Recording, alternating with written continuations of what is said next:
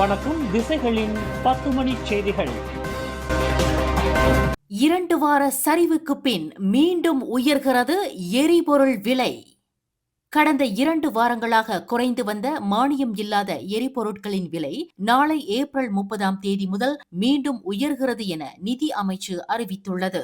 மானியம் இல்லாத ரான் 95 எரிபொருள் 10 காசுகள் உயர்ந்து 1 லிட்டர் 3 ரிங்கிட் 97 சென்னாக நிர்ணயிக்கப்பட்டுள்ளது. ரான் 97 எரிபொருள் 5 காசுகள் உயர்ந்து 1 லிட்டர் 4 ரிங்கிட் 90 சென்னாக விற்பனை செய்யப்படும். தீபகற்ப மலேசியாவில் டீசல் விலை 1 லிட்டர் 5 ரிங்கிட் 12 சென்னாக மாற்றம் இன்றி தொடர்கிறது. எனினும் மானிய விலைக்கு உட்பட்ட பூடி 95 திட்டத்தின் கீழ் ரான் 95 எரிபொருள் 1 லிட்டர் 1 ரிங்கிட் 99 சென்னாகவும் இதர மானிய டீசல் விலைகள் 2 ரிங்கிட் 15 சென்னாகவும் எவ்வித மாற்றமும் இன்றி நிலைநிறுத்தப்பட்டுள்ளன என்று நிதி அமைச்சு ஓர் அறிக்கையில் தெரிவித்துள்ளது.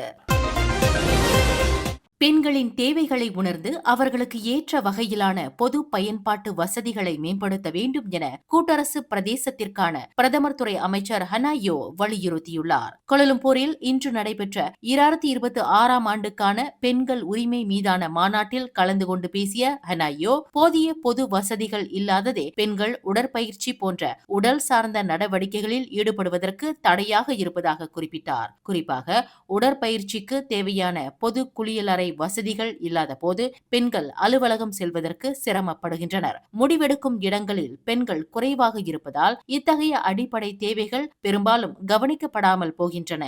எனவே கோலாலம்பூரில் அதிக அளவில் பெண்களுக்கான பொது குளியலறை வசதிகள் உருவாக்கப்பட வேண்டும் என்றும் ஹனாயோ கேட்டுக்கொண்டார். நாட்டில் குடும்ப வன்முறை சம்பவங்கள் கவலைக்குரிய வகையில் அதிகரித்து வருவதாக மகளிர், குடும்பம் மற்றும் சமூக மேம்பாட்டுத்துறை அமைச்சர் டத்தோஸ்ரீ நான்சி ஷுக்ரி தெரிவித்துள்ளார். கடந்த சில ஆண்டுகளாக பதிவாகியுள்ள தரவுகளின் அடிப்படையில் குடும்ப உறுப்பினர்களுக்கு இடையேயான மோதல்கள் மற்றும் வன்முறைகள் ஒரு உயர்வான போக்கை காட்டுவதாக அவர் சுட்டிக்காட்டினார். குறிப்பாக நிதி நெருக்கடிகள், போதைப்பொருள் பயன்பாடு மற்றும் மன அழுத்தம் போன்றவை இத்தகைய வன்முறைகளுக்கு முக்கிய காரணங்களாக இருப்பதாக கண்டறியப்பட்டுள்ளது. பாதிக்கப்பட்டவர்கள் அமைதி காக்காமல் உடனடியாக தலியான் காசே 15999 என்ற அவசர எண்ணிற்கு அழைத்து உதவி கோருமாறு அவர் வலியுறுத்தியுள்ளார். வன்முறையற்ற சமூகத்தை உருவாக்க பொதுமக்களின் ஒத்துழைப்பு அவசியம் என்றும் அவர் கேட்டுக்கொண்டார்.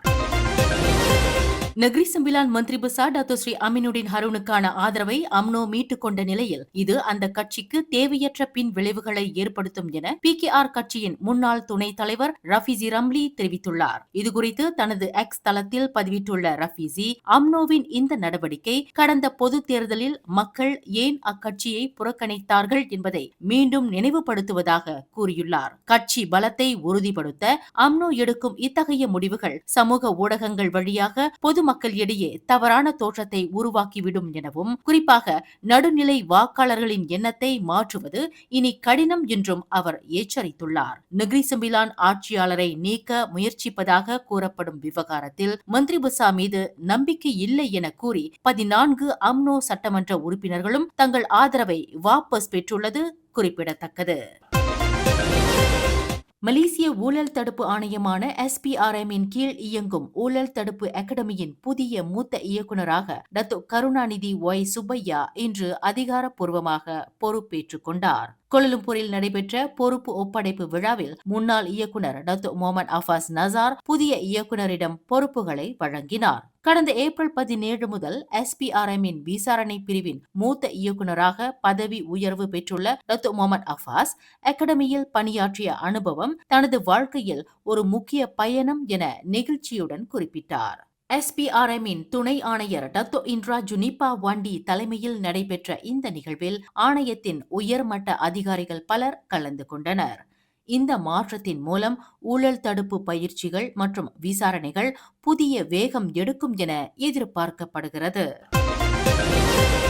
திசைகள் செய்தி ஊடகத்தில் பணியாற்ற விருப்பமா? விற்பனை துறையில் சாதிக்கும் ஆர்வம் கொண்டவரா நீங்கள்? அப்படியென்றால் நாங்கள் தேடுகின்ற நபர் நீங்களாக இருக்கலாம். புதிதாக பட்டம் பெற்றவர்களும் விண்ணப்பிக்கலாம். விண்ணப்பதாரர்கள் சொந்த வாகனத்தை கொண்டிருக்க வேண்டும். மின்னஞ்சல் admin@திசைகள்news.com.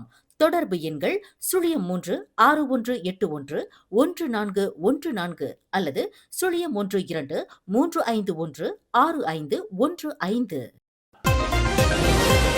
நாட்டில் 2025ஆம் ஆண்டுக்கான வருமான வரி மதிப்பீட்டு ஆண்டிற்கான தனிநபர் வருமான வரி படிவங்களை சமர்ப்பிப்பதற்கான காலக்கெடு வரும் மே 15ஆம் தேதி வரை நீட்டிக்கப்பட்டுள்ளது. தொழில்சாரா வருமானம் ஈட்டும் தனிநபர்கள் தங்கள் வரி படிவங்களை ஃபைலிங் எனப்படும் மின் தாக்கல் வழியாக சமர்ப்பிக்க கூடுதல் 15 நாட்கள் அவகாசம் வழங்கப்படுவதாக உள்நாட்டு வருமான வரி வாரியமான LHDN அறிவித்துள்ளது. முன்னதாக நாளை ஏப்ரல் 30ஆம் தேதியுடன் முடிவடைய இருந்த இந்த அவகாசம் தற்போது வரி செலுத்துவோர் வசதிக்காக நீட்டிக்கப்பட்டுள்ளது. கடைசி நேர தவிப்புகளை தவிர்க்கவும் அபராதங்களை தவிர்க்கவும் தகுதியுள்ள பொதுமக்கள் இந்த நீட்டிக்கப்பட்ட காலத்தை பயன்படுத்தி முன்கூட்டியே வரி தாக்கல் செய்யுமாறு LHDN அறிவுறுத்தியுள்ளது.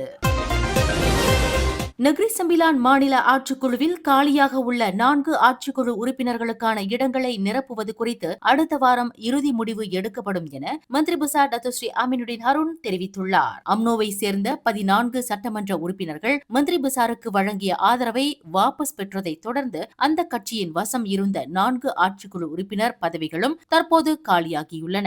மாநில ஆட்சியாளரின் அறிவுறுத்தலின்படி தற்போது சிறுபான்மை அரசாங்கத்தை வழி நடத்தி வரும் அமீனுடின் நிர்வாக பணிகள் பாதிக்கப்படாமல் இருக்க காலியாக உள்ள இடங்களுக்கான தற்காலிக பொறுப்புகள் அல்லது புதிய நியமனங்கள் குறித்து அடுத்த வாரம் அறிவிக்கப்படும் என அமீனுடின் குறிப்பிட்டுள்ளார். இருப்பினும் மாநிலத்தின் அரசியல் நிலைத்தன்மையை உறுதி செய்ய அனைத்து தரப்பினருடனும் தொடர்ந்து பேச்சுவார்த்தை நடத்தி வருவதாகவும் அவர் கூறியுள்ளார்.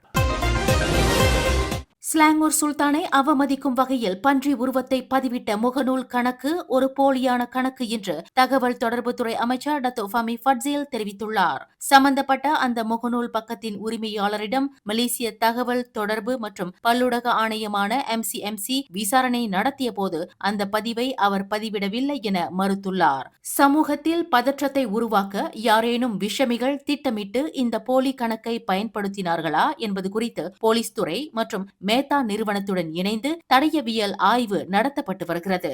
ஸ்லாங்கூரில் பன்றி வளர்ப்பு தொடர்பான விவாதங்கள் நடந்து வரும் நிலையில் சுல்தானின் உத்தரவுக்கு எதிராக இத்தகைய சர்ச்சைக்குரிய பதிவுகள் வெளியிடப்பட்டுள்ளது. குற்றவாளிகள் அடையாளம் காணப்பட்டவுடன் அவர்கள் மீது கடும் நடவடிக்கை எடுக்கப்படும் என அமைச்சர் டத்து ஃபமி உறுதி அளித்துள்ளார். கொண்டோமினியம் வீடொன்றின் 38வது மாடியில் இருந்து தான் பெற்றெடுத்த பெண் குழந்தையை வீசி கொன்ற 24 வயது இளம்பெண் ஒருவருக்கு கோலாலம்பூர் உயர்நீதிமன்றம் இன்று 2 ஆண்டுகள் சிறை தண்டனை விதித்துள்ளது. கடந்த 2025ஆம் ஆண்டு பிப்ரவரி 26ஆம் தேதி நிகழ்ந்த இந்த சம்பவத்தில் 9வது மாடியின் நடைபாதையில் தலை நசுங்கிய நிலையில் அக்குழந்தை மீட்கப்பட்டது. விசாரணையில் குழந்தை பிறந்தவுடன் ஏற்பட்ட மன அழுத்தம் மற்றும் மன உளைச்சல் காரணமாகவே லுவா மெய்சு இந்த செயலில் ஈடுபட்டது உறுதி செய்யப்பட்டது. குற்றவாளி என்று நிரூபிக்கப்பட்டால் கூடியபட்சம் 20 ஆண்டுகள் சிறை தண்டனை விதிக்க வகை செய்யும் குற்றவியல் சட்டத்தின் கீழ் அந்த பெண் குற்றஞ்சாட்டப்பட்டிருந்தார். எனினும் அந்த பெண்ணின் மனநிலையை கருத்தில் கொண்டு நீதிமன்றம் இந்த தீர்ப்பை வழங்கியுள்ளது. அவரது தண்டனை காலம் கைது செய்யப்பட்ட தேதியில் இருந்து கணக்கிடப்படும் என நீதிபதி அஸ்லான் ஜைனுடின் உத்தரவிட்டார். மலாக்கா மாநிலத்தின் சுற்றுலா போட்டித்தன்மையை அதிகரிக்க அங்கு ஒரு பிரத்யேக சுற்றுலா விமான நிலையம் அவசியம் என வலியுறுத்தப்பட்டுள்ளது. இதுகுறித்து கருத்து தெரிவித்துள்ள மாநில ஆளுநர் துன் முகமது அலி ருஸ்தாம், சுற்றுலா பயணிகள் பிற மாநிலங்களில் தரையிறங்கி சாலை வழியாக மலாக்காவிற்கு வருவதை தவிர்க்க நேரடி விமான போக்குவரத்து மிக முக்கியம் என குறிப்பிட்டுள்ளார். குறிப்பாக ஏர்பாஸ் மற்றும் போயிங் 737 ரக விமானங்கள் முழு கொள்ளளவுடன் தரையிறங்கும் வகையில் மலாக்கா அனைத்துலக விமான நிலையத்தின் ஓடுதளத்தை நீட்டிக்க வேண்டியது பொருளாதார ரீதியாக அவசியம். பயண நேரத்தை குறைப்பதன் மூலம் அனைத்துலக சுற்றுலா பயணிகளை அதிக அளவில் ஈர்க்க முடியும் என்றும் இதன் மூலம் மாநிலத்தின் வருவாய் அதிகரிக்கும் என்றும் அவர் சுட்டிக்காட்டியுள்ளார். ஜோஹர் புக்கிட் கங்கார் உணவகம் ஒன்றில் கடந்த மார்ச் 13ஆம் தேதி நிகழ்ந்த கொடூர கொலை சம்பவம் தொடர்பாக தேடப்பட்டு வந்த 3 முக்கிய சந்தேக நபர்களை போலீசார் கைது செய்துள்ளனர்.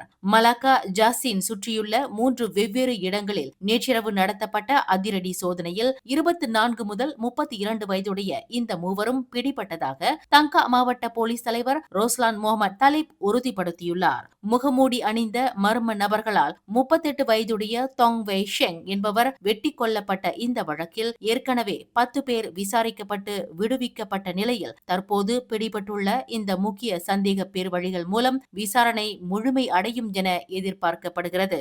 இவர்கள் மீது கொலை குற்றத்திற்கான குற்றவியல் சட்டம் பிரிவு 302 கீழ் விசாரணை நடத்தப்பட்டு வருகிறது என்று ரோஸ்லான் தெரிவித்தார்.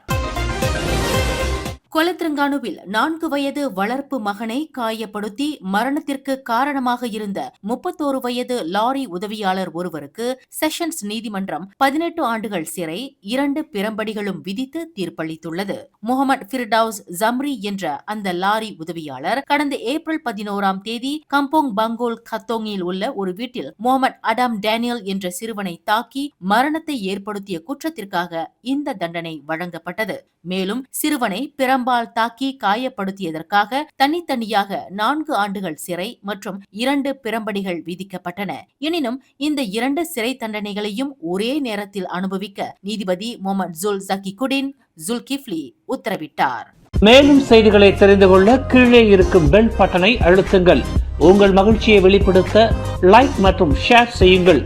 தொடர்ந்து திசைகளோடு இணைந்திருக்க சப்ஸ்கிரைப் செய்யுங்கள்.